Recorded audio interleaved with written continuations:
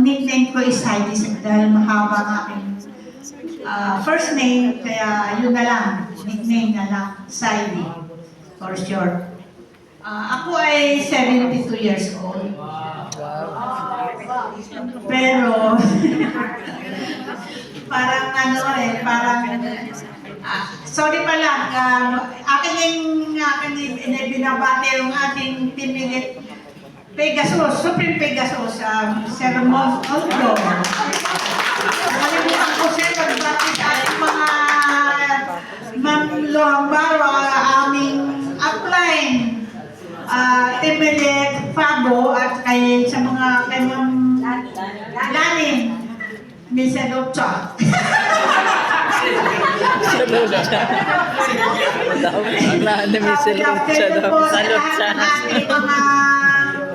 Pabot, Team Elite, sa Air Store, sa ating mga Diamond Star 1, 2, and 3. Magandang hapon po sa inyo lahat.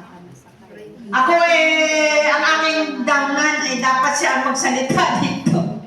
Ay bigla na lang hindi siya pwede. Kaya sabi ni Ma'am Lu, ako na lang daw. Wala namang problema sa atin, tayo naman ay anytime. Pwede. Hindi pwedeng maghindi. Sige ka, okay lang yun, ma'am. Tayo ready anytime. Ano rin pala po sa mga bago natin, mga guests, aking inaano sa inyo. Pinabati kayo at naka-attend din kayo sa ating sharing na ito ngayong hapon. Ako po ay nag-start dito sa Railway since 2022. And invite ako ng kapatid ko. And yung third, mas bata sa akin. Kaya lang, sa kaka-invite niya, matagal na ako in-invite na 2018 pa yata. Ako na-invite, hindi naman ako nasama kasi ako yung husband ko kasi na-operahan sa kidney transplant. Kaya may diabetes siya. Kaya kailangan ko ulit siyang alagaan muna. Kaya sabi ko, tsaka na lang ako mag-attend dyan. Tapos, yun nga, sa kaka-invite ng sister ko, naka-attend din ako, 2022 na. Yun. Kaya ako napunta dito sa Railway. Sa edad kong ito ay medyo laylo-laylo na tayo sa trabaho. Kasi, as a customs broker, matagal na rin ako nagtrabaho, dalaga pa ako sa customs. Nagtayo rin kami ng sarili namin customs brokerage and tracking business. Kaya lang, siyempre sa edad, nagkakaedad na, yung anak ko na ngayon ang nagmamanage. Kasi siyempre, alam naman nila na senior na. Senior na kami mag-asawa. Bawas stress. Very stressful ang trabaho ng tracking lalo. Mahirap po. Kasi kahit gabi, magte-text sa iyo yung driver, magte-text sa iyo yung empleyado, mag-problema. Siyempre, iwas-iwas na tayo doon. Kaya ngayon medyo bawas na. Sa aking real estate naman po, okay pa naman. Kasi sa real estate, hindi man lagi araw-araw magbebenta ka. Minsan-minsan lang yun. Kaya nandito ako sa Railway kasi naisip ko, na-explain sa akin ng kapatid ko at saka ka-attend ko rito ng mga meetings. Lagi ako na-attend. Kahit minsan hindi ko rin naintindihan yung una. Attend lang ng attend kasi parang sabi ko, paano kaya yung una pa naman na pinakita sa akin yung sa yung sa income. Wala. Marketing plan, hindi mo masyado maintindihan kasi iba-iba kasi ang business. Iba yung aking pinanggalingan. Iba ang aking trabaho. Kaya, yun, sabi ko, wala akong sa business na, wala kami sa sales na na. Meron automatic na sa kasi yun sa amin.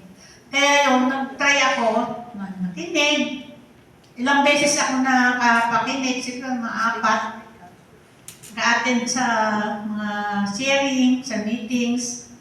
Naikalyo naman ako kasi sabi ko, may sakit ng husband ko. Kailangan ko siguro mag-try at saka lalo doon sa income. Parang maganda. Sabi ko, networking ka pala ito, hindi ko pa alam to, pag-aralan to nga. Sabi ko kasi, mahirap, hindi pa kasi ako nagkaganyan eh, yung mga ganong klaseng business, hindi ako nakapasok. First time po ako pumasok sa ganito. Kaya, eager din naman ako matuto.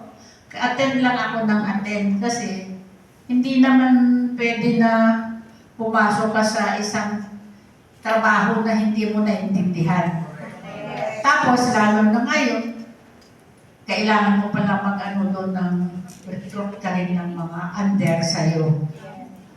Ngayon, nakakaano ko rin, marami akong nasiran din naman. Mga kapitbahay, kaibigan. After 1 year siguro kami, nakakuha ako ng negosyante. Nag-invest siya ng 1 milyon. Nung time na yon, kasi double ano ako eh. Naibenta ko yung bahay kasi negosyante na siya, nagbe-build sell. Naibenta ko yung bahay niya. Ang sabi ko sa kanya, why not try mag-invest ka dito? Alam pa lang niya yung mga tungkol sa ganitong, ano ba to? Yung business na ito? Hindi pa niya alam yung railway. Alam niya yung parang networking. Ang dami na raw ng pinasukan. Naluloko daw. 1 milyon ang iginastos niya. Sabi niya. Tapos nakapunta pa nga akong Taiwan. Wala rin nangyari. Ang dami niyang pinasukan na networking. Wala. Nagalit na yung asawa niya. Na lahat. Sabi niya, paano kaya ito? Sabi niya. I-try ko rin. Sabi ko, try mo to. Kasama ko kasi siya sa simbahan din. Kasi sa simbahan namin, siyempre marami kang kilala doon. Sabi ko, why not try naman itong akin?